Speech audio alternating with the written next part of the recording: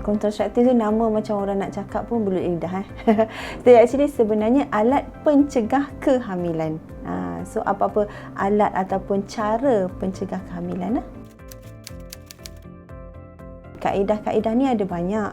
Kita biasa terbahagi kepada dua lah, sama ada hormon ataupun tak ada hormon. Hormon ni biasanya orang first kalau jumpa patient dia kata, doktor saya tak nak yang ada hormon. Sebab apa? Saya tak nak apa-apa jadi kat badan saya. Itu yang very common. So memang betul, hormon ni boleh menyebabkan kita punya period tu mungkin tidak sekata kan. Lepas tu sometimes naik berat badan.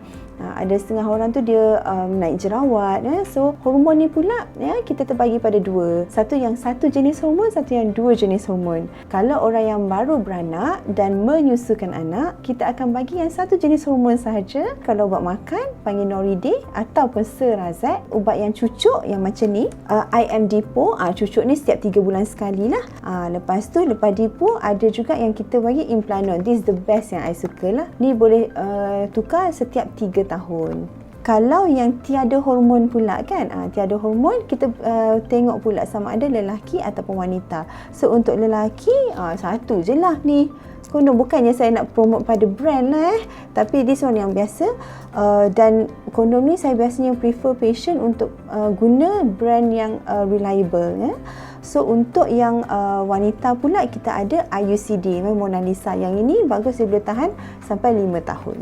Ada juga yang tidak menggunakan alat tapi menggunakan cara lepas luar atau kita panggil coitus interruptus. Yang tu dia punya peluang untuk pregnant tu lebih tinggi lah daripada metod-metod yang kita gunakan.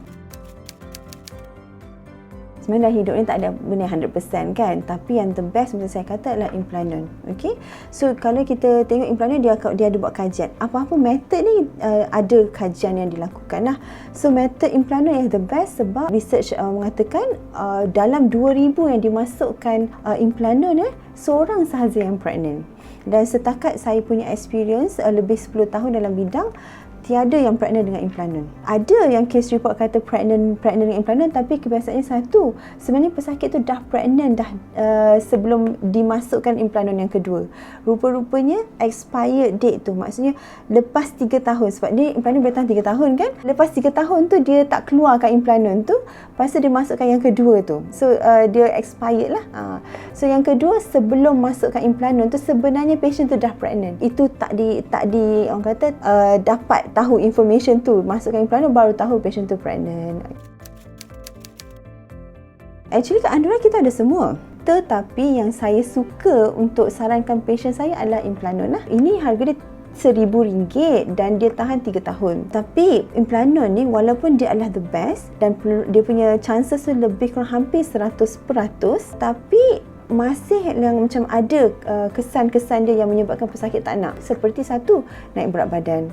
Yang kedua, kadang naik jerawat. Yang tiga, ada sometimes tu dia emotional lebih sikit. So jadi sebelum saya masukkan Implanon, biasanya saya akan bagi ni lah IM Depo. Depo dulu macam lepas beranak, biasa ada appointment dalam sebulan kan, kita tengok everything is okay, dan kita akan bagi Depo. Selepas 2 bulan, kalau okey dengan Depo, tak ada naik berat badan, tak ada emotional dengan husband ataupun tak ada masalah macam jerawat ke apa, dan saya masukkan Implanon untuk visit yang bulan yang ketiga. Kita bergantung pada jenis-jenis. Sekarang ni banyak promote postpartum insertion of IUCD. Selepas beranak tu kan, lepas placenta keluar, terus masukkan IUCD. Kalau contoh tak buat pada waktu selepas bersalin, akan masukkan tu IUCD selepas 6 minggu. So kalau awal sangat takut dia rahim tu kecut, menyebabkan masalah. Tapi macam saya kata, saya tak berapa sangat untuk IUCD, saya prefer Implanon. Untuk IUCD, kenapa saya tak berapa prefer, sebab takut-takut dia boleh hilang ataupun parts of it boleh kata macam terpatah ke apa, dan ada juga yang pregnant dengan IUCD. Pregnant pula boleh dalam dengan luar rahim. So saya tak suka benda yang boleh menyebabkan lebih banyak komplikasi kepada pesakit lah. So untuk IUCD, macam saya kata, boleh betul-betul selepas beranak ataupun lepas 6 minggu. Untuk Implanon dengan IM Depo, sebenarnya selepas beranak dah boleh masukkan terus. So kalau lah contoh macam pesakit ni sangat risiko tinggi, kita boleh masukkan terus Implanon ataupun IM Depo terus bagi, sebab sebelum balik, ya. Tapi itu tak dipraktiskan secara menyeluruh lah, sebab kadang lepas beranak ni kita akan period yang ada certain patient yang mana yang tak ada risiko tinggi, so saya tak adalah sarankan terus, tapi dia boleh diberi seawal selepas beranak. Banyak pesakit yang saya dapati yang sekarang, yang golongan muda mereka banyak tahu, ya. Tapi golongan yang ke-30-an ke atas, mereka tak berapa familiar dengan emergency contraception. Emergency contraception ni, first of all, dia boleh diberi untuk kes-kes yang macam contoh dah menggunakan kondom, tetapi kondom tu mungkin bocor ataupun kondom tu hilang, ya, yang menyebabkan tiada protection, ya. So emergency contraceptive tu nama dia Escapel, perlu dimakan seawal dalam tempoh 24 jam sehingga 72 jam. Tapi the best adalah ambil dalam tempoh 24 jam, ya. Tapi makan tu hanya sekali sebulan sahaja. Kalau lebih daripada tu, risiko untuk pregnant lagi tinggi, period akan boleh lagi kacau, ya, sebab dia adalah hormon progesterone, hormon yang sangat tinggi untuk menghalang pengeluaran telur dan menghalang implantation. Emergency pun sebenarnya boleh juga IUCD, tapi itu pun macam jarang dilakukan lah. Kebiasaannya kita akan bagi yang pill, yang Escapel. Which method the best? Of course, better kena jumpa dengan doktor, sebab banyak history yang kita akan tanya kepada pesakit, ya. Contoh macam saya kata tadi, ada yang jenis sebab makan, tapi kalau orangnya yang sangat disiplin, maksudnya adalah dia akan macam contoh kena makan something pukul 5 petang, pukul 5 petang juga dia boleh continue macam tu, then mungkin ubat makan tu boleh. Tapi ubat makan pun kalau pesakit yang ada migraine, merokok, umur lebih 40 tahun, dia ubat tu tak sesuai.